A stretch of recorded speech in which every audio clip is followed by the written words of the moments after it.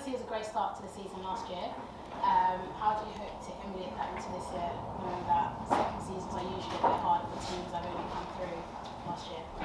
So last bit of the second season, what did you say there? Yeah, I was just saying, so last year was obviously a great start to the season. How will you try to emulate that, knowing that coming into a second season was always a little bit harder for teams? Thank you. I think in general I don't believe too much in that second season syndrome. I think a narrative has been built, and our opponents we're facing on Sunday, as far as I know, I think they won the Premier League in the second season. They went to the Premier League, so maybe that's the one we should go for. I believe in, can we keep the focus as we've done very well in train well, unbelievable focus on the next game and do our very best to try to win it. Of course, we'll do our very, very best to try to go and win at Leicester. We're facing a very good team that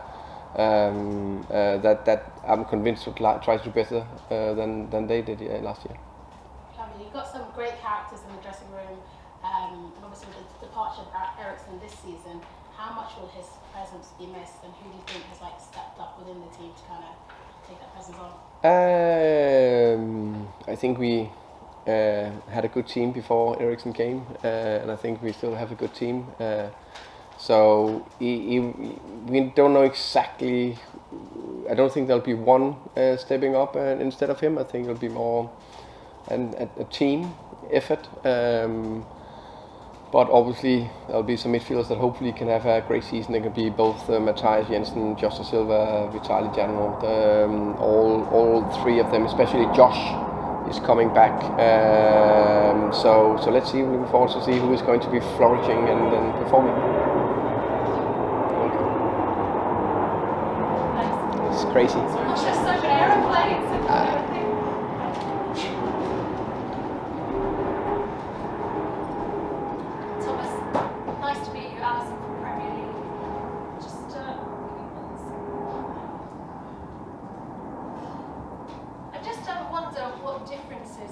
You're expecting from this season, because it's a World Cup year and obviously we've got that break that we've never really had before, and how does it affect your thinking as a manager?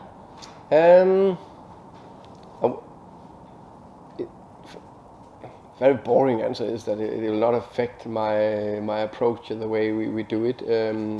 We are already planning / have planned the break we're going to have in the middle of the season. I'm from Denmark, and normally there is a equally length of break in Denmark, so I've been used to this before. And for me, I think it's one thing.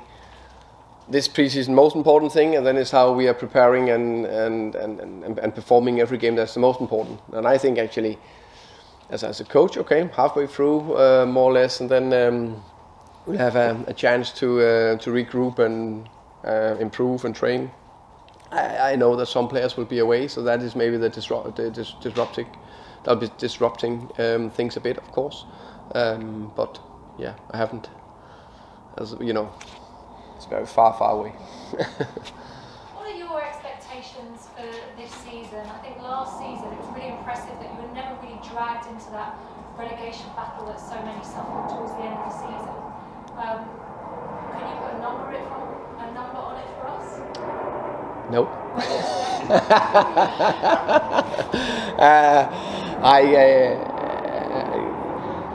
It's very important for us that we will do our very best to be an asset to the Premier League. We've been here one season, very aware that we are a small club, probably still bottom two budget or something like that, together with Bournemouth. There's people that is much smarter than me that know much more about that, but that's my assumption of it. What I do know is that we have a good team, a good squad, we have a good culture, and I know that probably we can become everything between 7 and 20. And I know there's a risk of relegation, but I am a very positive man, so I'm always looking up. And we will try to improve the team and try to do better than last year. And I have a strong belief that we can do better than last year. But this is the Premier League, and the margins are so tight, so small. But we will attack. We will do our very best to attack the league.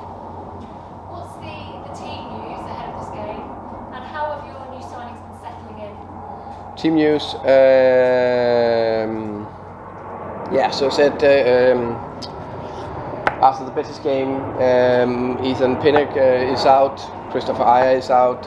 Both of them, with one with knee injury and another hamstring. Christopher Ajer is back end of August. Ethan, don't want to put a time frame on that one. He's just out at this moment in time. Sergio Canós out, hamstring. Also same as Christopher Ajer, end of August. I'm missing anyone? No. I think that's it. The rest is fit and available and looking forward to play. And to start off with a difficult away trip, but it looks like Leicester have had a bit of a strange pre-season. Brendan Rodgers promised all these signings, and obviously they've lost their club captain, Mikkel, and there are several other players that are rumoured to be leaving. Do you think this uncertainty helps you? Let's see. Let's see. Nah, I can't affect. I won't affect that. That's Leicester. We just need to focus on ourselves and do what we can to prepare and perform. What I do know is that it's only Michael who left the club. They still have Maddison, Tielemans, Vardy, and Barnes, 4 top players in the Premier League. Top players that we need to be aware of, and I think they have a very strong team, and I think there is a reason why they competed for top 4 the previous years or 2 years in a row. And I know last year they finished 9th or something like that.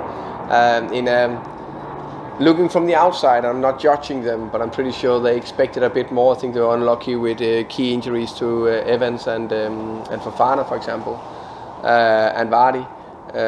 So if they have a fit and available squad, I think they will be a team that will push for the very top of the league.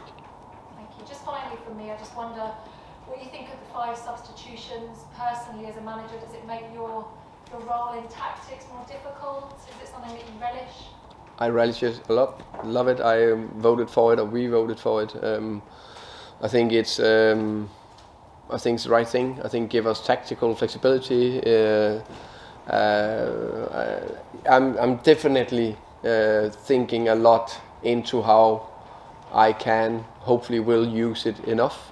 That's my plan at least. Let's see how it will go, and then we come to Sunday and I make 2 subs and it is an 85th minute. But now my plan is to use more subs and try to use it as a competitive edge. Thank you very much. You're welcome. Thank you. Okay, anyone else still under immediate embargo? Is there any news on any incomings? Obviously, rumours this week. Can you, Mikkel Damsgaard, can you say anything about that? Is there any progress on that front? Good question. I love to discuss the players we have in house, as you guys know. I guess that's a simple answer. Are you still looking to add to the squad though?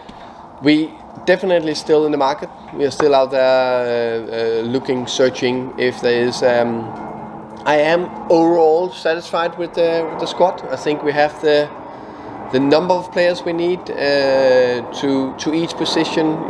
Defense, midfield, attack. Can we get that key player to the right price with the right abilities? Then we are definitely open for it. But it's not that we need to get a player in that position. Do you feel like some players might have to leave, kind of balance out the squad? Obviously, you've had quite a few in the door, and quite a few young players go out alone.